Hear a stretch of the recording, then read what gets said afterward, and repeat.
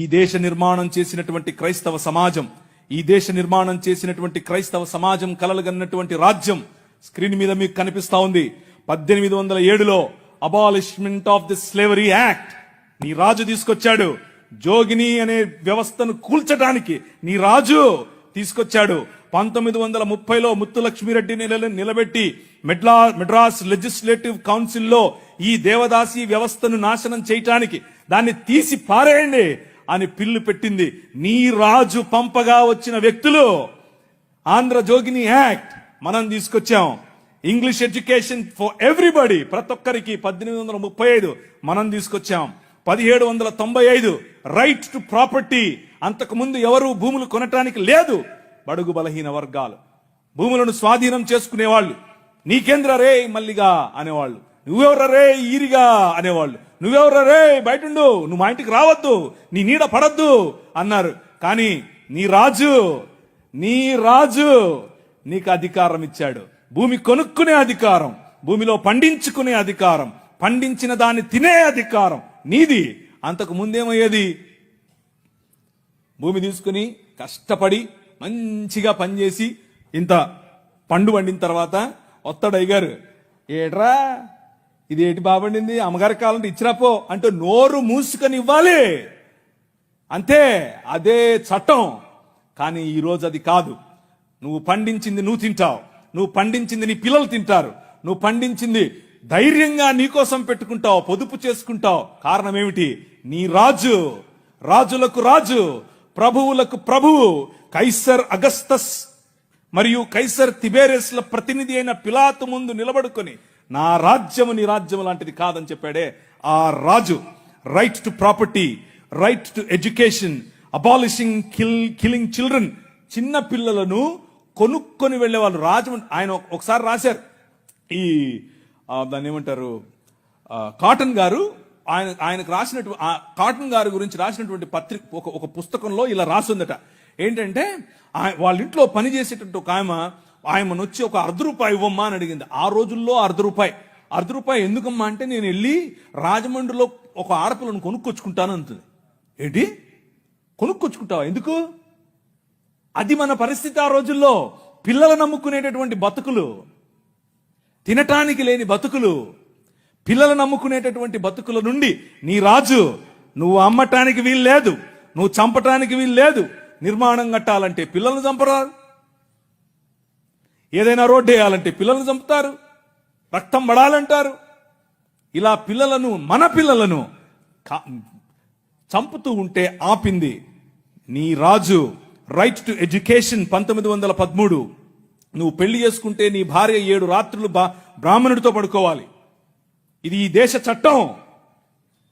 నువ్వు నల్లగా ఉన్నావట, నీకు దాన్ని ఏమంటారు, బట్టతలు ఉందంట, రింగులు ఎంటుకలు ఉన్నాయంట, కాబట్టి నువ్వు దాసుడివి, దస్యుడివి, నువ్వు రాక్షసుడివి, నువ్వు మ్లేచ్ఛుడివి. కాబట్టి నీ జీవితాన్ని మార్చాలంటే, కాబట్టి నీ వంశాలు మంచిగా మారాలంటే బ్రాహ్మణుడితో నీ భార్య పడుకోవాలి. కలిగే పిల్లలు ఎలా ఉంటారు? అప్పుడు ఆర్యీకరణ జరుగుతుంది. కృణ్వంతో విశ్వమార్యం అన్నారు. అంటే అర్థం ఏంటి? ఈ ప్రపంచం మొత్తాన్ని కూడా ఆర్యీకరణ చేయాలి అన్నది వారి రాజ్య కళ. The kingdom of Rama, but the kingdom of God, దేవుని రాజ్యం ఏమన్నా తెలుసా? ఎవరితో పడుకోవక్కర్లేదు. My blood is enough, I will cleanse you from all sin. ప్రతి పాపము నుండి యేసు రక్తము నిన్ను కడిగి పరిశుద్ధునిగా చేస్తుంది. ఎవరి దగ్గర పడుకోవక్కర్లేదు. మనం ఈ దేశానికి ఒక చట్టం ఇచ్చాం. ఏం చట్టం ఇచ్చాం? 1819లో. ఇదంతా నేను సుత్తి కొడుతున్నా అనుకున్నారా? చట్టం ఇది. ఒక్కసారి చరిత్ర తిరిగేయండి. ఇదంతా నీ రాజు చేశాడు ఈ దేశానికి. నీ రాజు తీసుకొచ్చాడు. నల్లట్ట పుస్తకం మోసుకొచ్చినోళ్ళు కష్టపడి పిల్లులు వేసి, రిట్ పిటిషన్లు వేసి, నిలబడి కొట్లాడి నీకు ఇచ్చిన హక్కిది. That is the kingdom of God. No discrimination, right to sit, abolishing child marriages. ఇలా చెప్పుకుంటూ పోతే ఎన్ని చట్టాలు చేశాం మనం.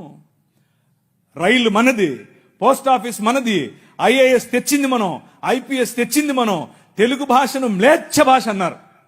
అరే ఏం భాష మాట్లాడుతున్నాడు మ్లేచ్ఛుడా అంటే తెలుగు భాషలో డిక్షనరీ, మొట్టమొదటి డిక్షనరీ మంది. మీ నాయన రాజు, ద కింగ్, మనమిచ్చాం. CP Brown, he was a missionary. ఆయన కలెక్టర్ మాత్రమే కాదు, మిషనరీ. తెలుగు భాష గద్య భాగంలో మొట్టమొదటి పేపర్ మనది. తెలుగు భాష గద్య భాగంలో మొట్టమొదటి పుస్తకం మంది. వీళ్ళకు వాళ్ళ సొంత రామాయణం, మహాభారతాలు కూడా ట్రాన్స్లేట్ చేసుకునే దిక్కు లేదు. అది చేసింది మనమే. నిజం చెప్తున్నాను, నేను అబద్ధం చెప్పట్లేదు. మొట్టమొదటి ట్రాన్స్లేషన్ చేసింది కూడా మనమే. వాళ్ళు అది కూడా చేయరు. ఎందుకంటే విద్య పంచకూడదు. వాళ్ళ రాజ్యంలో విద్య పంచకూడదు. మన రాజ్యం అందరికీ విద్య. ప్రతి ఒక్కరూ చదవాలి. ఎందుకు? ఇదిగో నల్లట్ట పుస్తకం కూడా చదవాలి. అర్థమవుతుందా? నల్లట్ట పుస్తకం చదివితే దిమాగ్ ఖరాబ్ అవుతుంది, దిమాగ్ ఫిరాయిస్తుంది. మనిషి వెంటనే మనిషి అవుతాడు. ఈ రాజ్యం మనుషుల కోసం రాజ్యం. ఆ రాజ్యం తలకాయలో నుంచి వచ్చిన వాళ్ళకి మాత్రమే రాజ్యం, భుజాల్లో నుంచి వచ్చిన వాళ్ళకే రాజ్యం. ఈ రాజ్యం అందరి రాజ్యం, అందరికీ సుభిక్షత, అందరికీ పట్టభద్రత్వం. అలెగ్జాండర్ డఫ్ అనే ఒక ఆయన, ఎంతమంది ఉన్నారు ఈ పేరు? ఒకరు, ఇద్దరు, ముగ్గురు, ఒకే ఒక 10-15 ఉన్నాయి. మిగిలిన వాళ్ళు ఒక చెంచా నీళ్లు తీసుకొని దూకండి. అలెగ్జాండర్ అంటే పొరపాటున మీద గ్రీకు ఒక ఆయన వచ్చాడు గుర్రం వేసుకుని, ఆయన అనుకుంటారు కాదు, ఈయన వేరే. అలెగ్జాండర్ డఫ్. ఈయన రవి అస్తమించని బ్రిటిష్ సామ్రాజ్యం పైన ఇన్ఫ్లుయెన్స్ తీసుకొచ్చాడు. ఏం ఇన్ఫ్లుయెన్స్ తెలుసా? నా పిల్లలు చదవాలి, మా భారతీయ పిల్లలు చదువుకోవాలి. వీళ్ళు అన్నారు, ఎందుకు, మాకు అవసరం లేదు, మీ పాశ్చాత్య విద్యతో మేమేం చేస్తాం, మేము మంత్రాలు చదువుతాం. ఆయన అన్నాడు, మంత్రాలకు చింతకాయలు నైరాల్తా హై.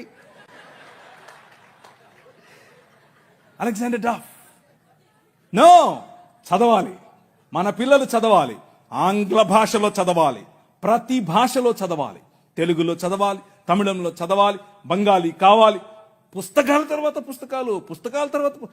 ఈ అలెగ్జాండర్ డఫ్ యొక్క ఇన్ఫ్లుయెన్స్ కారణం చేత ఈశ్వరచంద్ర విద్యాసాగర్, అలాగే రాజా రామ్మోహన్ రాయ్ ఇలాంటి వాళ్ళు నిలబడి, ఎస్, మా పిల్లలు చదవాలి, మా పిల్లలు కూడా చదవాలి, మంత్రాలకు మేమేం చేసుకోవాలి, అవసరం లేదు, ఎల్లమ్మకు పుల్లమ్మకు పోయి మీరు చదువుకోండి అని యూనివర్సిటీస్ ఒకే సంవత్సరంలో, అటువైపు మెడ్రాస్ యూనివర్సిటీ, ఇటువైపు బాంబే యూనివర్సిటీ, ఇటువైపు శ్రీరాంపూర్ యూనివర్సిటీగా ఈ రోజు ఏదైతే ఉందో బైబిల్ కాలేజ్ అనుకుంటున్నారో అది ఆ రోజు కల్కటా యూనివర్సిటీ.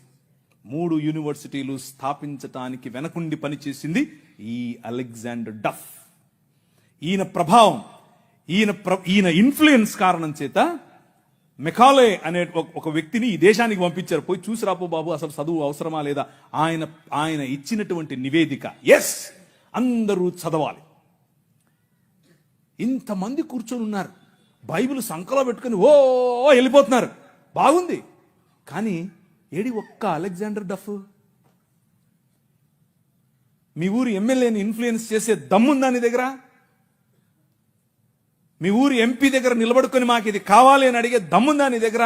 అలెగ్జాండర్ డఫ్ నీ కోసం కొన్ని 100 సంవత్సరాల క్రితం నీ పిల్లల కోసం ఆలోచించాడు. ఎలా కట్టాం ఈ దేశాన్ని తెలుసా? దూరదృష్టి, దూరంచే యుద్ధవాసనను పసిగట్టడం. యోబు గ్రంథంలో రాసినట్టు,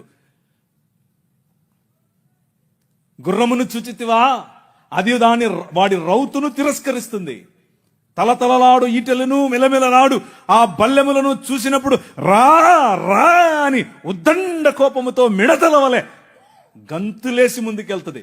యుద్ధం అంటే దానికి అంత ఇష్టం. ఏది, ఎక్కడున్నారు అలెగ్జాండర్ డఫ్లు? రైజ్ అప్, ఇంతవరకు పాట పాడారు. లే నిలబడు, లే నిలబడు. ఎప్పుడు నిలబడతావు ఇంక నువ్వు? నీ చరిత్ర. డాక్టర్ బాబాసాహెబ్ భీమ్రావ్ అంబేద్కర్ గారి మాట అన్నారు. ఆయన కూడా ఒక చోట నేర్చుకున్నదే, మనమే నేర్పాం. The king of this world నేర్పాడు. ఏమన్నారు తెలుసా?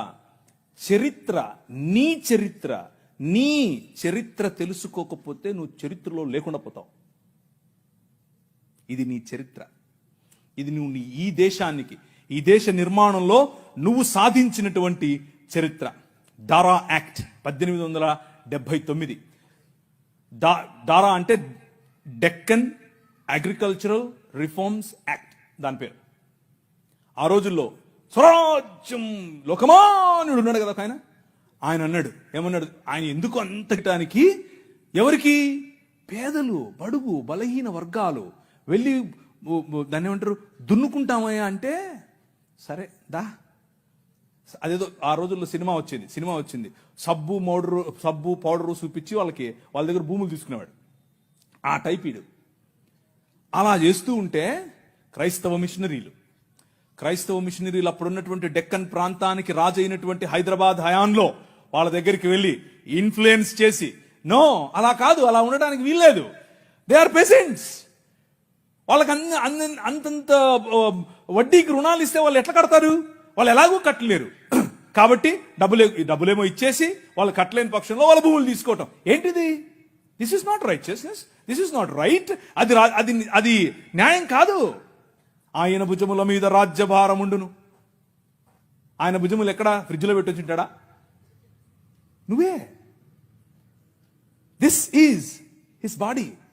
ఇది ఆయన శరీరం, ఆయన భుజములు ఇక్కడే ఉన్నాయి.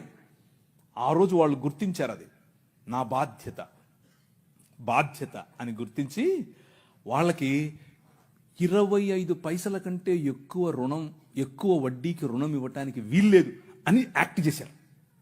ఈ రోజు కూడా అది అలాగే అమల్లో ఉంది. That is your king. నీ రాజు అది. ఈ దేశాన్ని అలా నిర్మించాడు. శామ్ అగింబాటమ్ అనే ఒక ఆయన గ్రీన్ రెవల్యూషన్ ఈ దేశానికి తీసుకొచ్చాడు. ఓ ఆవులు, మేము దాన్ని నిమురుతాం, మేము దాన్ని పూస్తాం, మేము దాన్ని కడుగుతాం అనేవాళ్ళు. కొంతమంది సిమ్ కార్డు బాబాలు ఉన్నారు, ఈ మాటలే అంటుంటారు.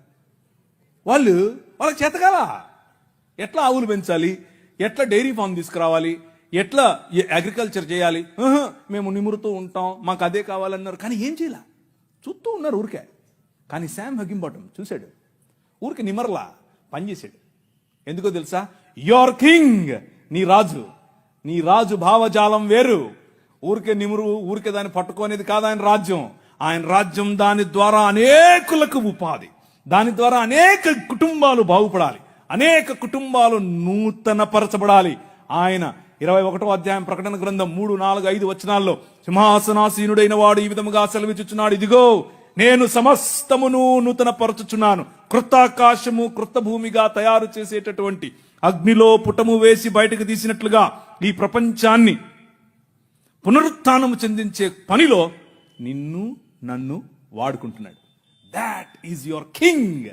ఆ రాజు వచ్చాడు, ఆ రాజు పని మొదలెట్టాడు. ఎలా మొదలెట్టాడు? ప్రతి సమాజాన్ని పట్టుకోవటం ద్వారా, ప్రతి ప్రభుత్వాన్ని ప్రభావితం చేయటం ద్వారా. ఆనాడు నిమ్రోదు సమయం మొదలుకొని ఈనాడు నరేంద్ర మోదీ గారి ప్రభుత్వం వరకు హీ ఈజ్ ద కింగ్. ఆయనే నడుపుతున్నాడు, ఆయనే చేస్తున్నాడు. మన జీవితాలను మరింత ప్రభావవంతమైనదిగా చేయటానికి ఈరోజు భారతదేశం అన్ని దేశాల కంటే రిలీజియస్ మైనారిటీస్ పైన ఒత్తిడి తీసుకొని రావటంలో, వారిని హింసించడంలో ప్రపంచంలో ర్యాంక్ నంబర్ 1 మనం. నంబర్ 1 ర్యాంక్ మొన్నే వచ్చింది. రిలీజియస్ మైనారిటీస్ అంటే మనలను హింసించటంలో భారతదేశం నంబర్ 1. పాకిస్తాన్ కాదు, ఆఫ్ఘనిస్తాన్ కాదు, సోమాలియా కాదు, ఎవరు కాదు, భారతదేశమే. చచ్చిపోయిన వాళ్ళను కూడా గుంత తవ్వి బయటకు తీస్తున్నారు ఛత్తీస్గఢ్లో. ఎందుకు చేస్తున్నారు తెలుసా? ఇదంతా భయం. ఏంటా భయం?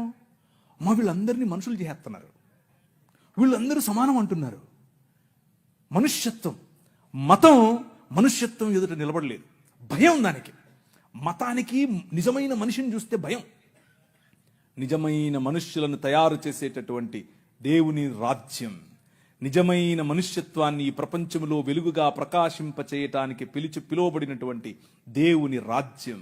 ఆ రాజ్యం నిలబడాలి, ఆ రాజ్యం పోరాడాలి, ఆ రాజ్యం భయంకరమైనటువంటి ఈ ఒడుదుడుకులలో కూడా నిలబడాలి. అలా నిలబడటానికి